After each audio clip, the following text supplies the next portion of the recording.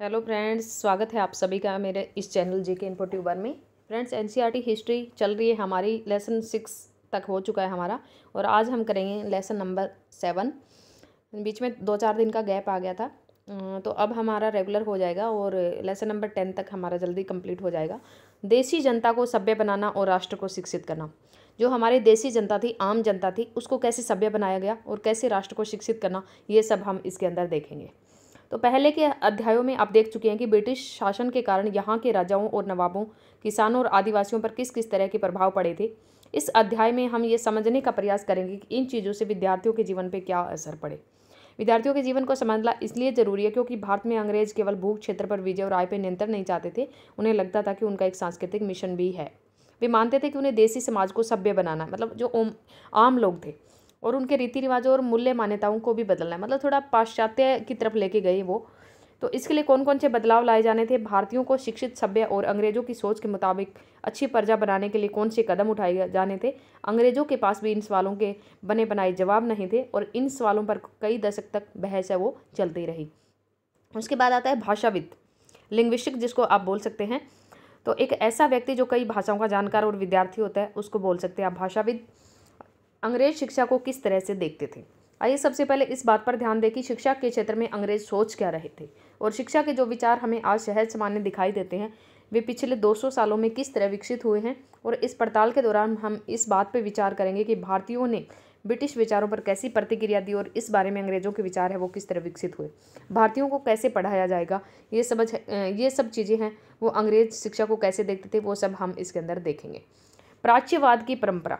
सन 1783 के अंदर William Jones, बहुत इंपॉर्टेंट नाम है विलियम जोन्स नाम के एक सज्जन कलकत्ता आए। उन्हें ईस्ट इंडिया कंपनी द्वारा स्थापित किए गए सुप्रीम कोर्ट में जूनियर जज के पद पर तैनात किया गया। जूनियर जज विलियम जोन्स। कानून का माहिर होने के साथ साथ जोन्स एक भाषाविद भी थे। उन्होंने ऑक्सफोर्ड में ग्रीक और लैटिन का अध्ययन किया था। वे फ्रेंच और अंग्रेजी जानते। अपने एक दोस्त से अरबी सीखने के अलावा फारसी भी सीख चुके थे। विलियम जोन्स, ये याद रखना आपको, फारसी सीखते हुए। तो उसके बाद क्या हुआ कि कलकत्ता में आने के बाद वे रोजाना घंटों संस्कृत विद्वानों के साथ बैठकर उनसे संस्कृत की बारीकियां, उनकी व्याकरण, संस्कृत काव्यों का अध्ययन करने लगे। कुछ ही समय में उन्होंने कानून, दर्शन, धर्म, राजनीति, नैतिकता, अंक गणित, चिकित्सा विज्ञान, अन्य विज्ञानों में की प्राचीन भारतीय पुस्तकों का अध्ययन शुरू कर दिया। जोन्स ने पाया कि उस समय कलकत्ता में तैनात बहुत सारे अंग्रेज अफसर भी उनके जैसी दिलचस्पियां रखते थे। हेनरी टॉम्स कोलब्रुक, इनका नाम पहले भी आया था एक जगह पे, एक उनका कथन आया था काफ़ी। नेथेनिल हॉलहेड भी भारतीय भाषाएं सीखकर संस्कृत व फारसी रचनाओं का अंग्रेजी में अनुवाद कर रहे थे, प्राचीन भारतीय विरासत को समझने के प्रयास में लगे हुए थे। इन लोगों के साथ मिलकर जोन्स ने क्या किया था, ये बहुत इंपॉर्टेंट क्वेश्चन है। मैं ये बता रही थी आपको कि नाम बहुत इंपॉर्टेंट है। Asiatic Society of Bengal, Asiatic Society of Bengal, Asiatic Society of Bengal का गठन किया और एशियाटिक रिसर्च नामक शोध पत्रिका, ये पत्रिका भी इनके नाम से है, एशियाटिक रिसर्च नामक शोध पत्रिका का प्रकाशन है वो शुरू किया। तो ये जूनियर जज थे और उसके बाद में इन्होंने संस्कृत, हिंदी, दर्शन, राजनीति सब के अंदर वो देखा इन्होंने एशियाटिक। और उसके बाद में ये एशियाटिक सोसाइटी ऑफ बंगाल का गठन किया, एशियाटिक रिसर्च नामक शोध पत्रिका का प्रकाशन इन्होंने शुरू किया। जोन्स और कोलब्रुक भारत के प्रति एक खास तरह का रवैया रखते थे। वे भारत और पश्चिम दोनों की प्राचीन संस्कृतियों के प्रति गहरा आदर भाव रखते थे। उनका मानना था कि भारतीय सभ्यता वो प्राचीन काल में अपने वैभव के शिखर पर थी, परंतु बाद में उनका पतन होता चला गया।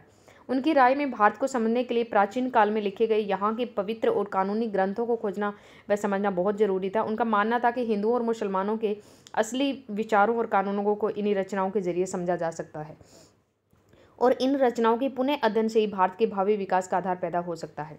इस तरह जोन्स और कोलब्रुक दोनों ही प्राचीन ग्रंथों को ढूंढने, उनकी व्याख्या करने, अनुवाद करने और ज़्यादा से ज़्यादा लोगों तक अपने नतीजे पहुंचाने में जुट गए। मतलब पुरानी चीज़ों को उन्होंने खोजना शुरू कर दिया ताकि वो लोगों की संस्कृति के बारे में जान सके, उनकी विचारधारा कैसी होती थी, उनका क्या सिस्टम था, वो सब जान सके। तो उन्हें विश्वास था कि ये परियोजना न केवल अंग्रेजों को भारतीय संस्कृति से सीखने में मदद देगी, बल्कि भारतीयों को भी अपनी विरासत को दोबारा अपनाने और अतीत के लुप्त वैभव को समझने में मदद देगी। इस प्रक्रिया में अंग्रेज भारतीय संस्कृति के अभिभावक और मालिक दोनों की भूमिका निभा रहे थे। इन प्रयासों और विचारों से प्रभावित होकर कंपनी के बहुत सारे अधिकारियों ने दलील दी कि अंग्रेजों को पश्चिमी ज्ञान के बजाय भारतीय ज्ञान को प्रोत्साहन देना चाहिए। मतलब अंग्रेजी की तरफ ना बढ़ते हुए उन्हें भारतीय ज्ञान को प्रोत्साहन देना चाहिए। वो चाहते थे कि भारतीय हैं वो प्राचीन ग्रंथों के अध्ययन को प्रोत्साहन करने और संस्कृत और फारसी साहित्य और काव्य पढ़ाने के लिए संस्थानों की स्थापना की जाए। इन अधिकारियों का यह भी मानना था कि हिंदू और मुसलमानों को वहीं पढ़ाया जाना चाहिए जिससे वो पहले से परिचित है, जिसे वे आदर और महत्व देते हैं। उन्हें अनजाने विषय की शिक्षा ना दी जाए। इन अफसरों की राय में केवल तभी अंग्रेज देशी जनता का दिल जीत सकते हैं, केवल तभी अजनबी शासक अपनी प्रजा से आदर की उम्मीद रख सकते हैं। तो एक मदरसा होता है, मदरसे आपने सुना होगा, सीखने के स्थान को अरबी भाषा में मदरसा बोला जाता है। जैसे हम स्कूल बोलते हैं ना, वो अरबी भाषा में मदरसा यूज करते हैं किसी किसी जगह पे। तो किसी भी तरह का स्कूल या कॉलेज या कोई भी संस्थान हो उसको मदरसा बोला जाता है। इस बात को ध्यान में रखते हुए 1781 में अरबी फारसी इस्लामिक कानून के अध्ययन को बढ़ावा देने के लिए कलकत्ता में सबसे पहले एक मदरसा खोला गया। कहाँ पे? कलकत्ता के अंदर। तो ये आपको याद रखना है। उसके बाद में आता है वॉरेन हेस्टिंग्स का स्मारक, रिचर्ड वेस्ट मार्कोट, 1830, कलकत्ता स्थित विक्टोरिया मेमोरियल। तो विक्टोरिया मेमोरियल कहाँ? एक क्वेश्चन आपका ये रेडी हो गया। ये कलकत्ता के अंदर है, बहुत बार पूछा जाता है। इस तस्वीर से पता चलता है कि भारत में ब्रिटिश सत्ता के बारे में प्राच्यवादी किस तरह सोचते थे। यहाँ आप देख सकते हैं कि सबसे ऊपर हेस्टिंग्स की भव्य प्रतिमा है। वॉरेन हेस्टिंग्स बंगाल के जो पहले वो थे, जो प्राच्यवादियों के भारी समर्थक थे। उनकी इसके एक तरफ पंडित है और दूसरी तरफ नीचे बैठा हुआ मुंशी दिखाई दे रहा है। मुंशी जैसे एक टाइप से आप किसको कह सकते हैं, जो लिखाई और पढ़ाई का काम करता है। हेस्टिंग्स और अन्य प्राच्यवादी भारतीय विद्वानों से विभिन्न भाषाएं सीखना चाहते हैं। कई बार केवल बोलियां समझते और वर्नाकुलर का नाम दे देते थे। वर्नाकुलर जिसको आज के टाइम में हम बोलते हैं मदर टंग जैसे बोल देते हैं ना, देसी लैंग्वेज हमारी बोली। स्थानीय रीति रिवाजों और कानूनों के बारे में जानना चाहते थे। प्राचीन ग्रंथों के अनुवाद और व्याख्या में मदद चाहते थे। हेस्टिंग्स में पहल करके कलकत्ता मदरसे की स्थापना की थी। किसने की थी? कलकत्ता मदरसे की स्थापना हेस्टिंग्स ने। कब की थी? 1781 के अंदर। तो ये इन्होंने की थी। उनका विश्वास था कि यहाँ के प्राचीन रीति रिवाज और यहाँ की ज्ञान संपदा ही भारत में ब्रिटिश शासन के आधार होने चाहिए। उसके बाद आता है 1791 में बनारस में हिंदू कॉलेज की स्थापना की गई, बनारस के अंदर, ताकि वहाँ प्राचीन संस्कृत ग्रंथों की शिक्षा दी जा सके और देश का शासन चलाने में मदद मिले। अब प्राच्यवादी होते क्या? एशिया की भाषा और संस्कृति का अध्ययन करने वाले जो लोग हैं वो प्राच्यवादी होते हैं। परंतु कंपनी के सभी अफसर इन विचारों से सहमत नहीं थे। इनमें से बहुत सारे प्राच्यवादियों के कटु आलोचक भी थे। पूर्व की जघन्य गलतियाँ। अब देखो ये मुंशी का आ गया। मुंशी ऐसा व्यक्ति जो फारसी पढ़ना लिखना और मैंने बताया था आपको पढ़ाई लिखाई का काम करने वाला। और वर्नाकुलर एक शब्द है, ये आमतौर पर मानक भाषा से अलग किसी स्थानीय बोली के लिए इस्तेमाल किया जाता है। जैसे हम अपनी देसी बोली बोलते हैं तो उसके लिए यूज होता है। भारत जैसे उपनिवेशिक देशों में अंग्रेज रोजमर्रा इस्तेमाल की स्थानीय भाषा और साम्राज्यवादी शासकों की भाषा अंग्रेजी के बीच फर्क को चिन्हित करने के लिए इस शब्द का इस्तेमाल करते थे वो, क्योंकि वो खुद अंग्रेजी बोलते थे। तो हमारी जो बोली होती थी या लैंग्वेज होती थी उसको वर्नाकुलर का नाम देते थे। प्राच्यवादियों पर हमला करने वालों में जेम्स मिल प्रमुख थे। जेम्स मिल ने आपको पता ही है ब्रिटिश और उसमें भी बांटा था, इसको 3 पार्ट में बांटा था हमारे इसको देश को। उनका विश्वास था कि अंग्रेजों को देसी जनता को खुश करने और उनका दिल जीतने के लिए जनता की इच्छा के हिसाब से उनकी भावनाओं को ध्यान में रखते हुए शिक्षा नहीं देनी चाहिए। उनकी राय में शिक्षा के जरिए उपयोगी और व्यवहारिक चीज़ों को ज्ञान दिया जाना चाहिए, मतलब प्रैक्टिकल नॉलेज। इसलिए भारतीयों को पूर्वी समाज की काव्य और धार्मिक साहित्य की बजाय से पढ़ाया जाना चाहिए कि पश्चिम ने किस तरह की वैज्ञानिक और तकनीकी सफलताएं हैं वो हासिल कर ली है। 1830 के दशक तक प्राच्यवादियों का बनारस हिंदू कॉलेज 1791 और 1781 में मदरसा और 1783 में वो विलियम जोन्स को वो बनाया गया था जूनियर जज। 1830 के दशक तक प्राच्यवादियों का विरोध और तीखा हो गया। थॉमस बेबिंगटन मैकॉले वही है जो अंग्रेजी शिक्षा के प्रचार प्रसार 1835 में वो उन्होंने अंग्रेजी शिक्षा का वो किया था, मतलब हमारे देश के अंदर लाने का काम किया। इन आलोचकों में सबसे मुखर और प्रभावशाली, इनका पूरा नाम थॉमस बेबिंगटन मैकॉले। तो यह भारत को असभ्य देश मानते थे जिसे सभ्यता का पाठ पढ़ाना जरूरी था। मैकॉले के मुताबिक पूर्वी ज्ञान की कोई भी शाखा है वो इंग्लैंड की प्रगति के समकक्ष नहीं थी। मैकॉले का कहना था कि अच्छे यूरोपीय पुस्तकालय का केवल एक खाना ही भारत और अरब के समूचे देसी साहित्य के बराबर है। उनका तर्क था कि भारत में ब्रिटिश सरकार को प्राच्यवादी ज्ञान पर सरकारी पैसा बर्बाद नहीं करना चाहिए क्योंकि इससे कोई फायदा होने वाला नहीं है। गहन ऊर्जा और आवेशपूर्वक मैकॉले ने अंग्रेजी भाषा सिखाने की जरूरत पर जोर दिया। उनका मानना था कि अंग्रेजी के ज्ञान से भारतीयों को दुनिया की श्रेष्ठतम साहित्यिक कृतियों को पढ़ने का मौका मिलेगा। यहाँ के लोग पश्चिमी विज्ञान और दर्शन के क्षेत्र में हुए विकास से अवगत हो पाएंगे। इस प्रकार उनका कहना था कि अंग्रेजी पढ़ाना लोगों को सभ्य बनाना, उनकी रुचियों, मूल्यों और संस्कृति को बदलने का रास्ता हो सकता है। ये मैकाले हैं और ये उनका अध्ययन कक्ष है। अंग्रेजी शिक्षा के फादर जिनको हम मानते हैं। अंग्रेजी पढ़ाने की जरूरत पर उन्होंने क्या कहा था? उन्होंने कहा था कि सभी पक्ष इस बात पर सहमत दिखाई देते कि भारत के देसी लोगों द्वारा आमतौर पर बोली जाने वाली बोलियों में न तो केवल साहित्यिक जानकारी होती है और न ही वैज्ञानिक। इसके अलावा वो बोलियां इतनी दरिद्र और रूखी है कि अगर किसी और स्रोत से उनको समर्थ न बनाया जाए तो किसी भी मूल्यवान कृति का उनमें अनुवाद ही नहीं किया जा सकता। ये उन्होंने बोला था। उसके बाद आता है व्यवसाय के लिए शिक्षा, मतलब प्रोफेशनल एजुकेशन। 1854 के अंदर ईस्ट इंडिया कंपनी की लंदन स्थित कोर्ट ऑफ डायरेक्टर्स ने भारतीय गवर्नर जनरल को शिक्षा के विषय में एक नोट भेजा। कंपनी के नियंत्रक मंडल के अध्यक्ष चार्ल्स वुड डिस्पैच का नाम आता है ना, आपने सुना होगा, मैग्ना कार्टा जिसको हम बोलते हैं, के नाम से जारी गई संदेश को वुड का नीति पत्र, वुड डिस्पैच के नाम से जाना जाता है। इस दस्तावेज में भारत में लागू की जाने वाली शिक्षा नीति की रूपरेखा स्पष्ट करते हुए एक बार फिर दोहराया गया है कि प्राच्यवादी ज्ञान के स्थान पर यूरोपीय शिक्षा को अपनाने से कितने व्यावहारिक लाभ प्राप्त होंगे। इस दस्तावेज में यूरोपीय शिक्षा का एक व्यावहारिक लाभ आर्थिक क्षेत्र में बताया गया। उसके मुताबिक यूरोपीय शिक्षा के माध्यम से भारतीयों को व्यापार और वाणिज्य के विस्तार से होने वाले लाभ को समझने और देश के संसाधन के विकास का महत्व समझने में मदद मिलेगी। वो मतलब यूरोपीय चाहते थे और कुछ लोग प्राच्यवादी का मतलब पक्षधर थे। यदि उन्हें यूरोपीय जीवन शैली से अवगत कराया गया तो उनकी रुचियों और आकांक्षाओं में भी बदलाव आएगा। ब्रिटिश वस्तुओं की मांग पैदा होगी क्योंकि तब यहाँ के लोग यूरोप में बनी चीज़ों को अपनाना और खरीदना शुरू कर देंगे। उसके बाद में आता है वुड के नीति पत्र में ये तर्क भी दिया गया था कि यूरोपीय शिक्षा से भारतीयों के नैतिक चरित्र का उत्थान होगा, इससे वे ज़्यादा सत्यवादी और ईमानदार बन जाएंगे। फलस्वरूप कंपनी के पास भरोसेमंद कर्मचारियों की कमी नहीं रहेगी। और दस्तावेज के मुताबिक पूर्व का साहित्य न केवल भयानक त्रुटियों से भरा पड़ा है बल्कि यह लोगों में न तो काम के प्रति दायित्व और समर्पण का भाव पैदा कर सकता है और नई शासन के लिए आवश्यक निपुणता पैदा कर सकता है।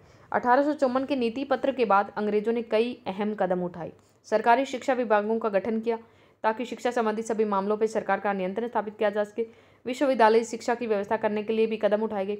1857 में जब मेरठ और दिल्ली में सिपाही विद्रोह कर रहे थे, उसमें कलकत्ता, मद्रास और बम्बई विश्वविद्यालयों की स्थापना की जा रही थी। सबसे पहले यही हुए थे, कलकत्ता, मद्रास और बम्बई। स्कूली शिक्षा प्रणाली में परिवर्तन के प्रयास भी किए गए। और उसके बाद में आता है यूरोपीय ज्ञान के पक्ष में तर्क कैसे हैं। 1854 के वुड के नीति पत्र में प्राच्यवादी ज्ञान का विरोध करने वालों का निर्णायक विजय का संकेत था। इसमें कहा गया कि हमें जोर देकर ये बात कहनी चाहिए कि भारत में हम जिस शिक्षा का प्रसार करना चाहते हैं उस शिक्षा का लक्ष्य यूरोप की श्रेष्ठतर कलाओं, सेवाओं, दर्शन और साहित्य यानी यूरोपीय ज्ञान का प्रसार करना है। उसके बाद आता है 19वीं सदी में बम्बई विश्वविद्यालय। सबसे पहले कलकत्ता, मद्रास और बम्बई के विश्वविद्यालय बने थे। तो नैतिक शिक्षा की मांग 19वीं सदी में भारत में सक्रिय ईसाई प्रचारकों ने व्यवहारिक शिक्षा के पक्ष में दिए जा रहे तर्कों का घोर विरोध किया। मतलब जो ईसाई जो प्रचारक थे उन्होंने व्यवहारिक शिक्षा के जो पक्ष में जो तर्क दिए जा रहे थे उनका बहुत विरोध किया उन्होंने 19वीं सदी में। और प्रचारकों का मानना था कि शिक्षा का उद्देश्य लोगों की नैतिक चरित्र में सुधार लाना होता है और नैतिकता उत्थान केवल ईसाई शिक्षा के जरिए ही संभव है।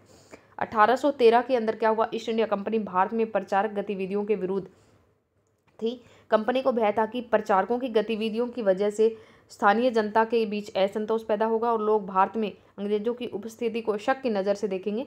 ब्रिटिश नियंत्रण वाले भू क्षेत्रों में अपनी संस्थाएं न खोल पाने की वजह से प्रचारकों ने अनंत शेरामपुर में अपना मिशन खोला। यह इलाका डेनिश ईस्ट इंडिया कंपनी के नियंत्रण में आता था। और वर्ष 1800 में एक छापा खाना लगाया गया और 1818 में एक कॉलेज खोला गया। 19वीं सदी के दौरान पूरे भारत में प्रचारक स्कूल खोले गए, परंतु 1857 के बाद भारत की ब्रिटिश सरकार प्रचारक शिक्षा को प्रत्यक्ष सहायता देने में आनाकानी करने लगी थी। सरकार को लगता था कि स्थानीय रीति रिवाज, व्यवहार, मूल्य, मान्यताएं, धार्मिक विचार, किसी भी तरह की छेड़छाड़ देसी लोगों को भड़का सकती है। ये देखो, कलकत्ता के पास हुगली नदी, कई बार ये भी पूछा जाता है कलकत्ता किस नदी के किनारे है। हुगली नदी के तट पर शेरामपुर कॉलेज है, ये कॉलेज है, ये देखो। उसके बाद में आता है स्थानीय पाठशालाओं का क्या हुआ। जो लोकल जो पाठशालाएं थी उनका क्या हुआ। क्या आपको कुछ अंदाजा है अंग्रेजों से पहले यहाँ बच्चों को किस तरह पढ़ाया जाता था? क्या आपने कभी सोचा है उसमें बच्चे स्कूल जाते भी थे या नहीं, और अगर जाते थे तो ब्रिटिश शासन के तहत उनका हुआ क्या। उसके बाद आता है विलियम एडम की रिपोर्ट। 1830 के दशक में स्कॉटलैंड से आई ईसाई प्रचारक विलियम एडम ने बंगाल और बिहार के जिलों का दौरा किया। विलियम एडम कंपनी ने उन्हें देसी स्कूलों में शिक्षा की प्रगति पर रिपोर्ट तैयार करने का जिम्मा सौंपा और एडम ने जो रिपोर्ट तैयार की वो दिलचस्प थी। और एडम ने पाया कि बंगाल और बिहार में 1 लाख से ज़्यादा पाठशालाएं हैं। ये बहुत छोटे छोटे केंद्र थे जिन्हें आमतौर पर 20 से ज़्यादा विद्यार्थी नहीं होते थे। फिर भी एक आश्रम टाइप कह सकते हैं आप इनको, उनको पाठशालाओं का नाम दिया गया था। इन पाठशालाओं में पढ़ने वाले बच्चों की कुल संख्या काफ़ी बड़ी यानी 20 लाख से भी ज़्यादा थी। ये पाठशालाएं संपन्न लोगों या स्थानीय समुदाय द्वारा चलाई जा रही थी। कई पाठशालाएं स्वयं गुरु द्वारा भी प्रारंभ की गई थी। शिक्षा का तरीका काफ़ी लचीला था। आज आप जिन चीज़ों को स्कूलों से उम्मीद करते हैं उनमें से कुछ चीज़ें उसमें की पाठशालाओं में भी मौजूद थी। बच्चों की फीस निश्चित नहीं थी, छपी हुई किताबें नहीं होती थी, पाठशाला की इमारत अलग से नहीं बनाई जाती थी, बेंच और कुर्सियां नहीं होती थी, ब्लैक बोर्ड नहीं होते थे, अलग से कक्षाएं लेने, बच्चों की हाजिरी लेने का कोई इंतजाम नहीं था, सालाना इम्तिहान, नियमित समय सारणी जैसी कोई व्यवस्था नहीं थी। कुछ पाठशालाएं बरगद की छाँव में ही चलती थी और कई गाँव की किसी की दुकान, मंदिर के कोने या गुरु के घर पर बच्चों को पढ़ाया जाता था। बच्चों की फीस उनके माँ बाप की आमदनी से तय होती थी कि जिस तरह की आमदनी है उसी हिसाब से हम फीस लेंगे। कोई गरीब है तो कम लेंगे, अमीर है तो ज़्यादा लेंगे। अमीरों को ज़्यादा और गरीबों को कम फीस देनी पड़ती थी। बहुत अच्छा तरीका था वैसे। शिक्षा मौखिक होती थी और क्या पढ़ाना है ये बात विद्यार्थियों की ज़रूरतों को देखते हुए, मतलब प्रैक्टिकल नॉलेज गुरु ही तय करते थे। विद्यार्थियों को अलग कक्षाओं में नहीं बिठाया जाता था, सभी एक जगह एक साथ बैठते थे। अलग अलग स्तर के विद्यार्थियों के साथ गुरु अलग से बात कर लेते थे। तो एडम ने पाया कि लचीली प्रणाली स्थानीय आवश्यकताओं के लिए काफ़ी अनुकूल है।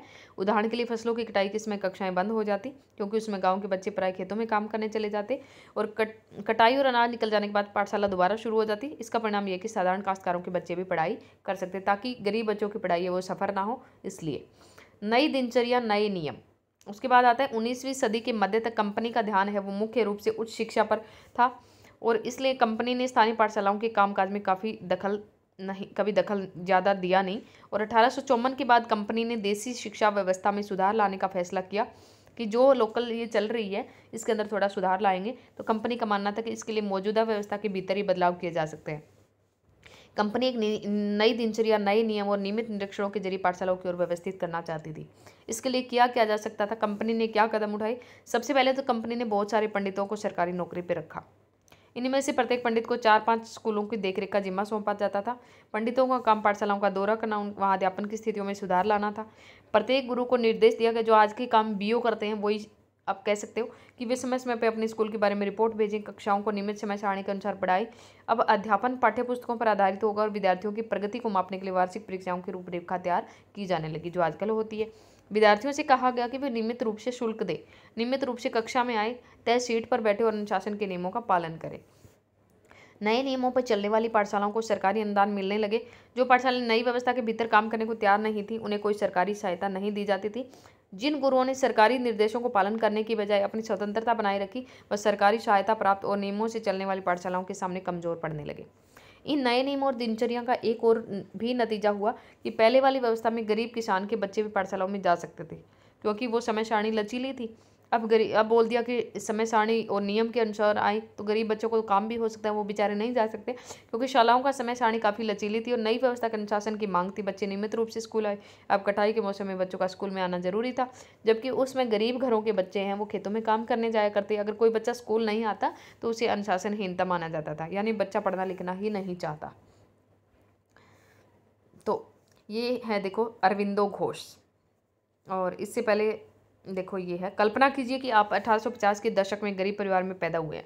अब बताएं कि सरकार द्वारा नियंत्रित पाठशालाओं पर आपकी क्या राय होगी। क्या आपको मालूम है कि प्राथमिक स्कूलों में दाखिला लेने वाले बच्चों में से 50% बच्चे 13-14 साल की उम्र तक पहुंचते पहुंचते स्कूल छोड़ चुके। क्या आप बता सकते हैं कि ऐसी स्थिति के कारण क्या है। तो अरविंदो घोष देखो, अरविंदो घोष ने 15 जनवरी 1908 को बॉम्बे में अपने एक संभाषण में राष्ट्रीय शिक्षा पर बोलते हुए कहा था कि इनका लक्ष्य छात्रों में राष्ट्रीयता का भाव जागृत करना है। उनके लिए अपने पूर्वजों के साहसिक कार्यों पर गहराई से चिंतन करना आवश्यक होगा। शिक्षा को मातृभाषा में होना चाहिए, मदर टंग, जो अब भी बनाया है सिस्टम जो, ताकि ये अधिक से अधिक लोगों तक पहुंच के। अरविंदो ने इस बात पे बल दिया कि यदि छात्रों को अपने मूल के साथ जुड़े रहना चाहिए, फिर भी उनको आधुनिक वैज्ञानिक आविष्कार और लोकप्रिय शासन व्यवस्था के संदर्भ में पश्चिमी देशों के अनुभव का भी भरपूर लाभ उठाना चाहिए। इसके अतिरिक्त छात्रों की कोई हस्तकला भी सीखनी चाहिए ताकि वे स्कूल छोड़ने पर यथासंभव रोजगार है वो पा सके। उसके बाद आता है राष्ट्रीय शिक्षा की कार्यसूची। केवल अंग्रेज अफसर ही भारत में शिक्षा के बारे में नहीं सोच रहे थे। 19वीं सदी की शुरुआत से ही भारत के विभिन्न भागों के बहुत सारे विचारक शिक्षा के व्यापक प्रसार की जरूरत पर जोर देने लगे थे। यूरोप में आ रहे बदलावों से प्रभावित कुछ भारतीयों का मानना था कि पश्चिमी शिक्षा का भारत का आधुनिकीकरण कर सकती है और उन्होंने अंग्रेजों से आह्वान किया कि वे नए स्कूल, कॉलेज और विश्वविद्यालय खोलें और शिक्षा पर ज़्यादा पैसा खर्च करें। इस दिशा में कुछ प्रयासों के बारे में अध्याय हम 9 में भी पढ़ेंगे। भारतीय पश्चिम शिक्षा के विरुद्ध बहुत सारे थे। महात्मा गांधी और रविंद्रनाथ टैगोर इस तरह के लोगों में से एक थे जो आज पश्चिमी शिक्षा है उसके विरोध में थे। ये बुनियादी शिक्षा चाहते थे। अंग्रेजी शिक्षा ने हमें गुलाम बना दिया। महात्मा गांधी कहते थे, इनकी एक एक चीज़ आपको याद रखनी है, इनकी वर्डिंग जो बोली गई है वो पूछी जाती है एग्जाम में। महात्मा गांधी का कहना था कि औपनिवेशिक शिक्षा ने भारतीयों के मस्तिष्क में हीनता का बोध पैदा कर दिया। इसके प्रभाव में आकर यहाँ के लोग हैं वो पश्चिमी सभ्यता को श्रेष्ठतर मानने लगे हैं और अपनी संस्कृति के प्रति उनका गौरव भाव है वो नष्ट हो गया है। महात्मा गांधी ने कहा कि इस शिक्षा में विष भरा है, ये पाप पूर्ण है, उन्हें भारतीयों को दास बना दिया। ये क्वेश्चन बहुत बार पूछा जाता है। इसने लोगों पे प्रभाव डाला है। उनके मुताबिक पश्चिम से अभिभूत, पश्चिम से आने वाली हर चीज़ की प्रशंसा करने वाले, इन संस्थानों में पढ़ने वाले भारतीय ब्रिटिश शासन को पसंद करने लगे थे। महात्मा गांधी एक ऐसी शिक्षा के पक्षधर थे जो भारतीयों के भीतर प्रतिष्ठा और स्वाभिमान का भाव पुनर्जीवित करे। राष्ट्रीय आंदोलन के दौरान उन्होंने विद्यार्थियों से आह्वान किया कि वे शिक्षा संस्थानों को छोड़ दें और अंग्रेजों को बताएं कि अब वे गुलाम बने रहने के लिए तैयार नहीं हैं। महात्मा गांधी की दृढ़ मान्यता थी कि शिक्षा केवल भारतीय भाषाओं में ही दी जानी चाहिए। महात्मा गांधी क्या कहते थे कि शिक्षा भारतीय भाषाओं में दी जानी चाहिए। कई बार इनका विचार पूछा जाता है। उनके मुताबिक अंग्रेजी में जो दी जा रही शिक्षा है वो भारतीयों को अपाहिज बना देती है। ये बात किसने बोली ये पूछा जाता है। उसने उन्हें अपने सामाजिक परिवेश से काट दिया है और अपने ही भूमि पर अजनबी बना दिया है। उनकी राय में विदेशी भाषा बोलने वाले, स्थानीय संस्कृति से घृणा करने वाले अंग्रेजी शिक्षित भारतीय अपनी जनता से जुड़ने के तौर तरीके भूल चुके थे। और महात्मा गांधी का कहना था कि पश्चिमी शिक्षा है वो मौखिक ज्ञान की बजाय केवल पढ़ने लिखने पे केंद्रित है। मतलब मौखिक ओरल उनको नॉलेज नहीं है बिल्कुल भी, मतलब मौखिक ज्ञान उनको नहीं है, प्रैक्टिकल नॉलेज नहीं है, बुनियाद बेसिक नॉलेज नहीं है और लिखने पे केंद्रित है बस सिर्फ। उन्हें पाठ्य पुस्तकों पे जोर दिया जाता है लेकिन जीवन अनुभव व्यावहारिक ज्ञान की उपेक्षा कहाँ है।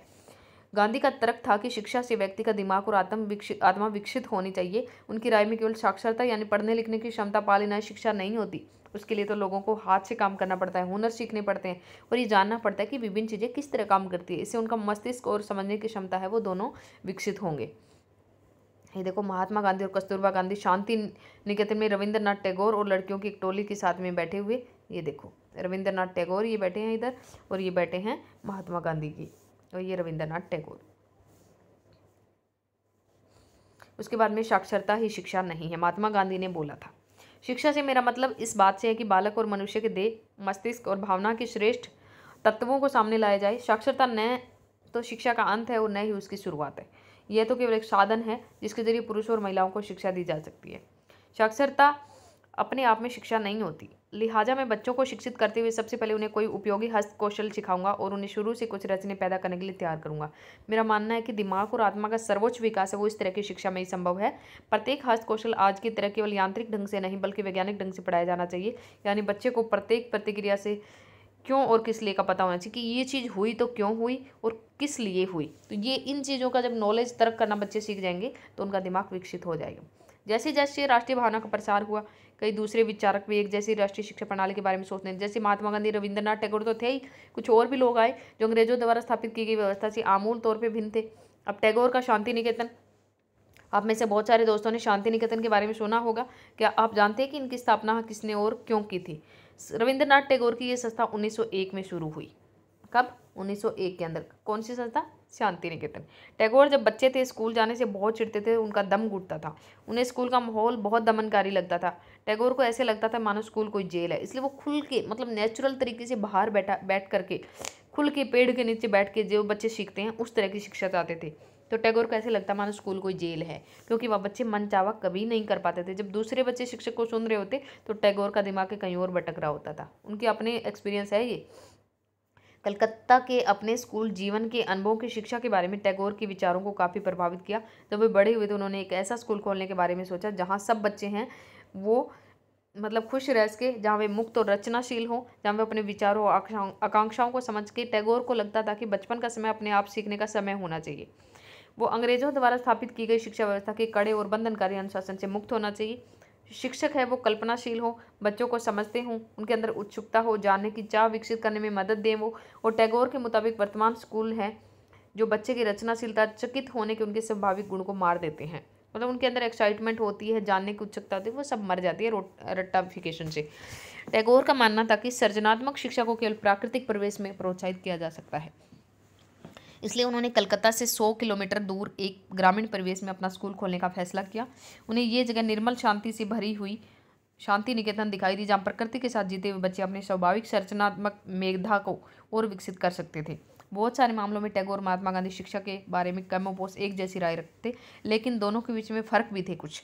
गांधी जी पश्चिमी सभ्यता और मशीनों और प्रौद्योगिकी की उपासना के कट्टर आलोचक थे, और टैगोर क्या कहते थे, आधुनिक पश्चिमी सभ्यता और भारतीय परंपरा के श्रेष्ठ तत्वों का मिश्रण चाहते थे। ये थोड़ा सा मिली जुली चाहते थे। उन्होंने शांति निकेतन में कला, संगीत और नृत्य के साथ विज्ञान और प्रौद्योगिकी की शिक्षा पर भी जोर दिया था।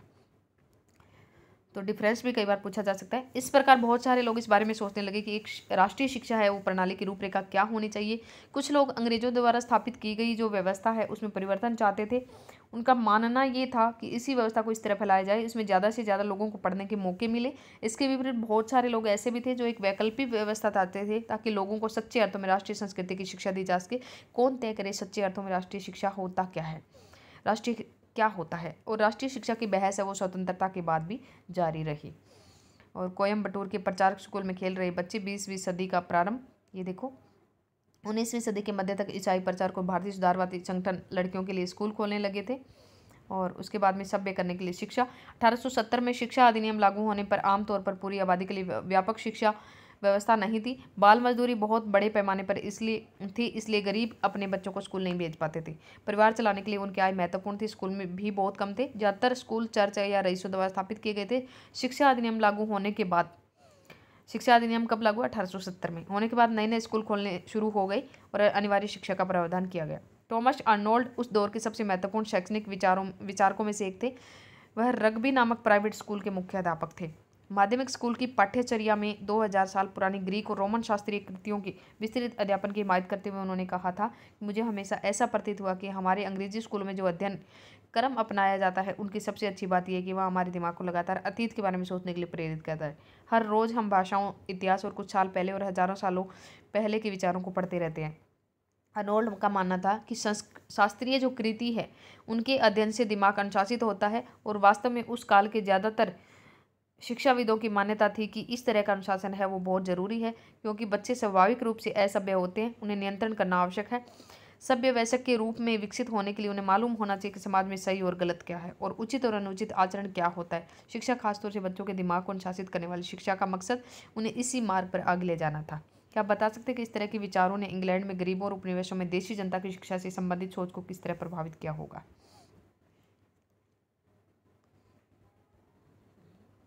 तो इसमें आपको मैचिंग करना है। मैकॉले थे वो अंग्रेजी शिक्षा को प्रोत्साहन देते थे, और विलियम जोन्स ने क्या किया था, प्राचीन संस्कृतियों का सम्मान। महात्मा गांधी है वो रविंद्रनाथ टैगोर है वो प्राकृतिक प्रवेश में शिक्षा, और पाठशालाएं हैं वो महात्मा गांधी ने क्या किया था, अंग्रेजी शिक्षा के विरुद्ध थे महात्मा गांधी। और पाठशालाएं हैं उनमें गुरु होते थे। और उसके बाद में हमारे रह गए विलियम जोन्स, ये प्राचीन जो संस्कृति है उनका सम्मान करते थे। तो ये हो गया हमारा आज का लेसन कंप्लीट। वीडियो बहुत लंबा हो गया, ज़्यादा बात नहीं करेंगे आज के लिए, इतना ही। वीडियो को लाइक, शेयर और सब्सक्राइब कर देना, और कोई आपका क्वेश्चन, कोई क्वेरी है तो आप कमेंट बॉक्स में कमेंट कर देना। Take care, bye bye.